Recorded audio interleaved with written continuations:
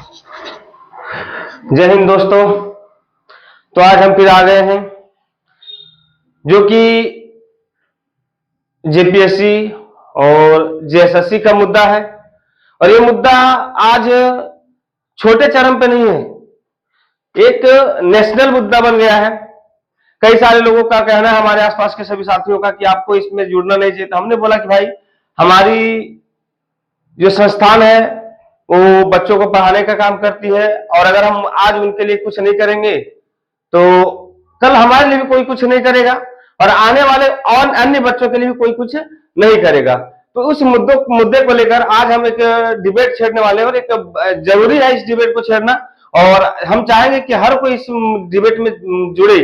हम बात ये क्या कि अगर हम बात करें कि धोनी, सौरभ तिवारी, प्रियंका चोपड़ा, जो भी हमारे झारखंड के सेलिब्रिटीज हैं, अगर वो एक बार आह्वान कर दें कि हम छात्रों के साथ हैं, क्योंकि हम दर्शकों के बदौलत ही चलते हैं, दर्शक होते हैं हमारे जो फैन होते हैं, उनके बदौलत हम लोग टिके हुए हैं, और हम आप लोगों के साथ हैं, हम छात्रों के साथ हैं, आपको गारंटी दें सरकार की नैया डगमगा जाएगी। क्योंकि ये जो लोग हैं ना, ये नेशनल नहीं रहे हैं, इंटरनेशनल हो गए हैं, और इनकी बातों को दूर दराज तक जाना जाता है। और अगर इनके द्वारा आह्वान किया जाएगा, तो हमने क्या लिखा कि जेपीएससी और जेएसएससी पेपर के मामले में अगर एक बार बोल दें तो पता है दोस्तों क्या हो सकता है। तो एक बात आप देख लीजिए क्या हो सकता है। सरकार कल गिर सकती है, या मांग पूरी तुरंत हो सकती है, तुरंत।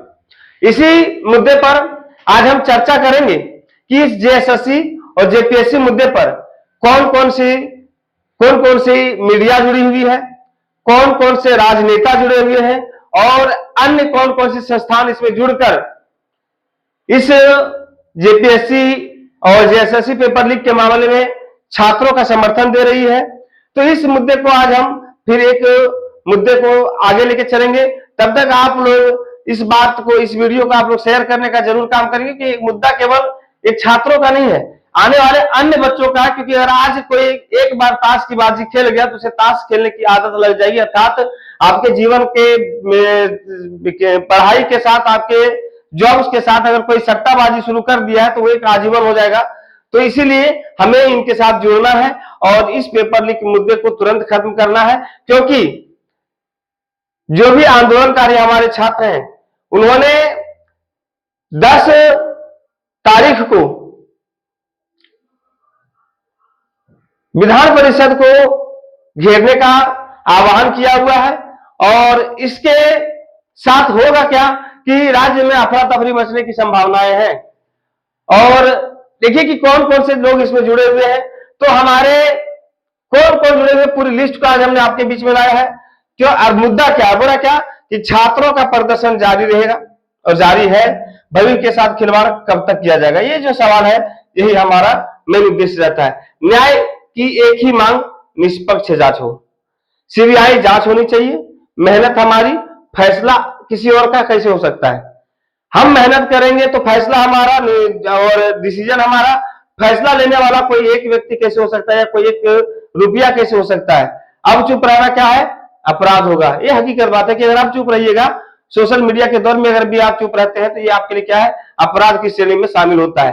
राजनेता कौन आए, जैसा कि कांग्रेस के द्वारा और जेएमएम के द्वारा आरोप लगाया जाता है कि एक राजनीतिक मुद्दा है, जबकि हकीकत बात यह है कि राजनीतिक मुद्दा नहीं है, ये छात्रों का मुद्दा है, छात्रों के लिए यह लड़ाई है। तो आप देखिएगा क्या कि बाबूलाल मरांडी जुड़ गए हैं, जो बीजेपी से हैं।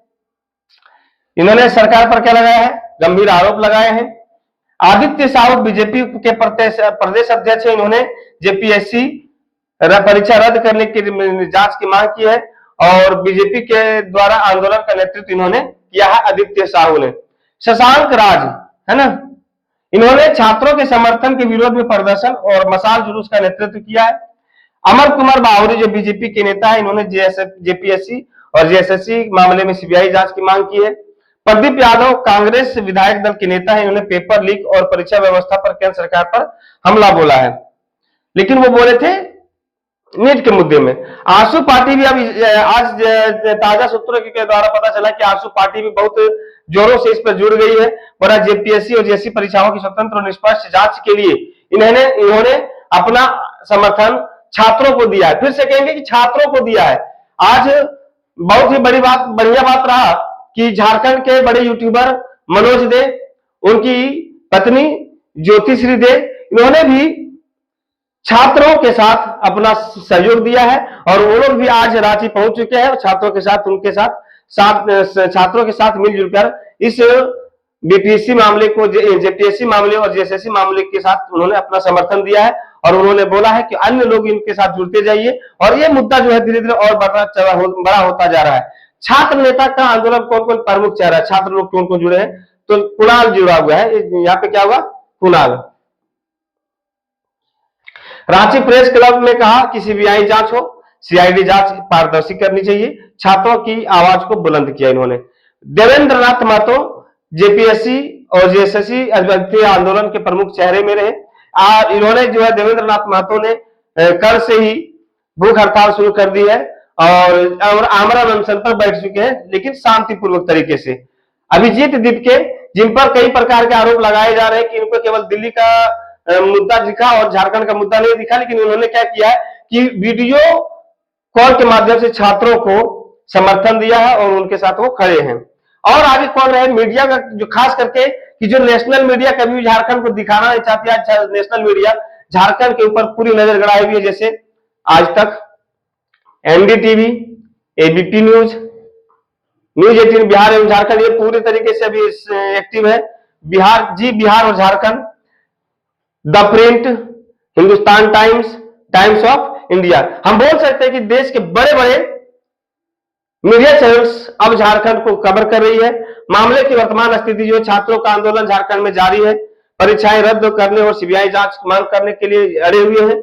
राजनीतिक बयानबाजी और दबाव लगातार बढ़ रहा है। सरकार पर छात्रों का भरोसा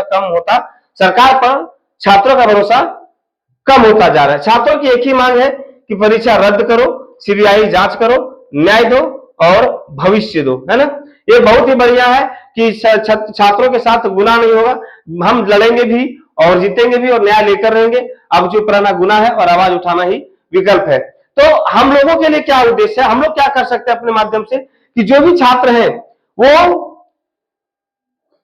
जयपाल सिंह मुंडा स्टेडियम में जाकर छात्र आंदोलन का समर्थन करेंगे शांतिपूर्वक तरीके से।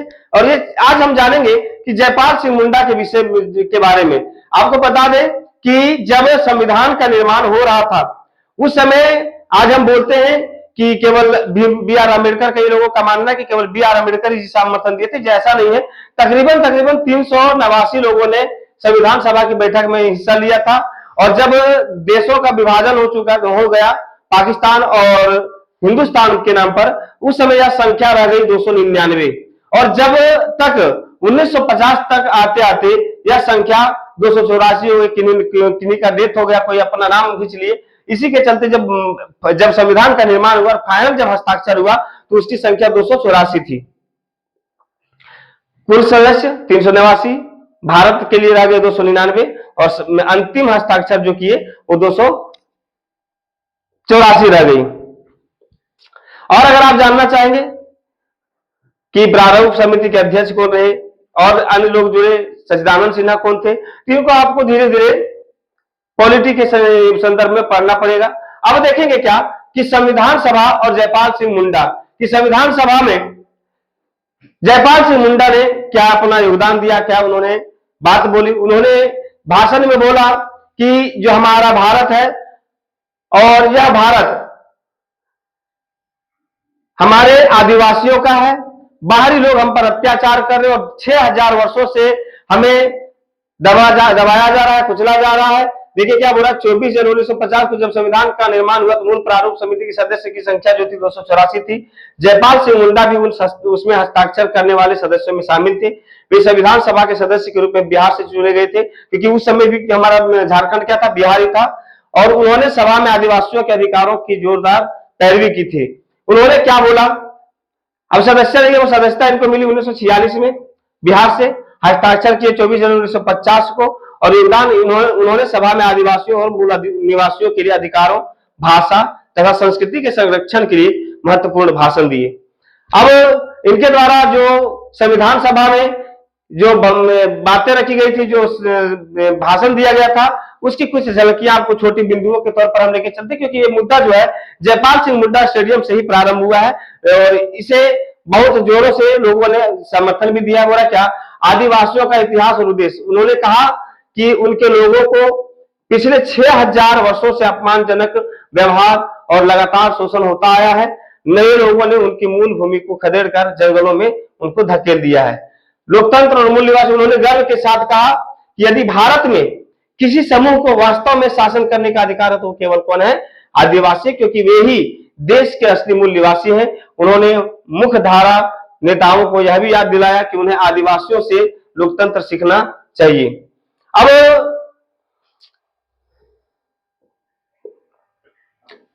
इन सभी मुद्दों को समझे और समझे होंगे तो आप कमेंट्स के माध्यम से बोलेंगे हमको कि हाँ सर, टॉपिक अच्छा समझ में आया।